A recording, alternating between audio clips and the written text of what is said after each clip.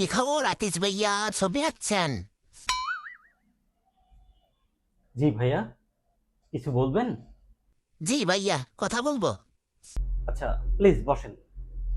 আইয়া, সামনে আপনার ভাবির জন্মদিন। হ্যাঁ, তো জন্মদিনে তো একটা শাড়ি টাড়ি সব কেনা শেষ, কিন্তু জম্পেশ একটা তো গিফট দিতে হবে, একটা পোর্ট্রেট করাতে হবে। ঠিক আছে, তো পোর্ট্রেটটা খুব সুন্দর করে ভালো করে করতে হবে, একটু বড় করে করতে হবে। ভাইয়া, কি রকম সাইজে করতে হবে আমাকে যদি একটু বলতেন। আপনি যে সাইজে পেইন্টিং করছেন, আহ, এটা হলেও হবে, এর থেকে বড় হলেও সমস্যা নেই। হ্যাঁ, কিন্তু ভালো করে করতে হবে ভাইজান, বুঝছেন? এই তো আমার একমাত্র বউয়ের জন্মদিন। ভাইয়া, আপনার বাজেট কত? আপনি যদি আমাকে একটু খুলে বলতেন তাহলে আমি যদি সম্ভব হয় আমি এর থেকেও বড় করে আরো সুন্দর করে করে দেওয়ার চেষ্টা করব। ভাইয়া, বাজেট নিয়ে একদম টেনশন করবেন না, বাজেট যথেষ্ট আছে। আপনার ভাবি তো আমি যখন আসি তখন বলছিল 2,500-3,000 টাকার ভিতরে হয়ে যাবে।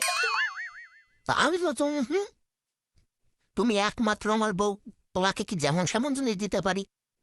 তোমার কাজের বাজেট আমি 5,000 টাকা রাখ, ওই 5,000 টাকা বাজেট আছে, আপনি আপনার মতো করে করবেন, কিন্তু ভালো হইতে হবে ভাই। ভাবির শাড়ি তো কেনা শেষ তো। ভাইয়া, ভাবির শাড়ির দাম কত পড়ছে এবার? ভাই এবারে তো আপনার ভাবির শাড়ি 25,000 টাকার মধ্যেই হয়ে গেছে। এই ভাই, আমার খারাপ লাগছে, একটু ইংলিশে কথা বলতে হয় আমার। খারাপ লাগলে একটু বসেন। I just fucking incredible pressure and so long still sure to stop.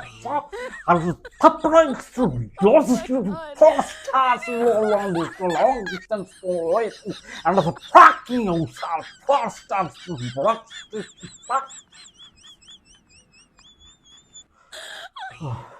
ঠিক আছে ভাই, ছবি আর টাকা রেখে যান, কাজ একদিন হয়ে যাবে।